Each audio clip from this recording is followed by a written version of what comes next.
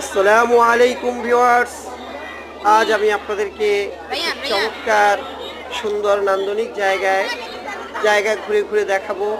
আপনারা অবশ্যই সেই জায়গাটি উপভোগ করবেন। এটি হচ্ছে ঢাকার অবস্থিত ওয়ান্ডারল্যান্ড পার্ক, বাড্ডা, নতুন বাজার, ঢাকা 1016। অত্যন্ত চমৎকার একটি জায়গা।